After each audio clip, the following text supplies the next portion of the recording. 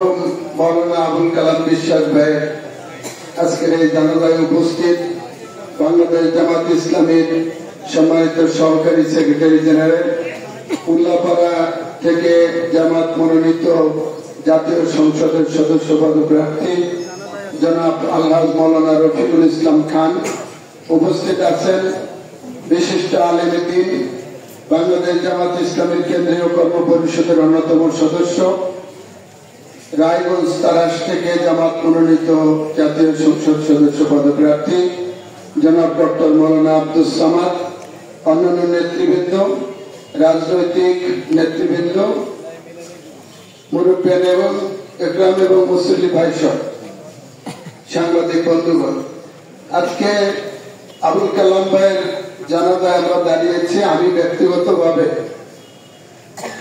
প্রায় 37-38 বছর আগের থেকে কালাম ভাইয়ের সাথে আমার পরিচয়। এক সময় উনি আমার দায়িত্বশীল ছিলেন, আর বিদায়ের সময় উনি ওনার দায়িত্বশীল হিসেবে আমাকে আজকে জানাজায় দাঁড়াতে পেরেছি।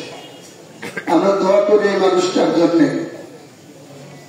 কত সময় নামে, কত সময় বেনামে, দায়িত্ব থাকা অবস্থায়, দায়িত্ব না থাকা অবস্থায়, সর্ব অবস্থায় ইসলামী আন্দোলনের জন্য বাংলাদেশ জামাত ইসলামের একজন নিবেদিত প্রাণ দায়িত্বশীল হিসেবে আমাদের মাঝ থেকে বিদায় দিয়েছেন। আমরা আল্লাহ তাআলার কাছে দোয়া করি যে কালাম ভাই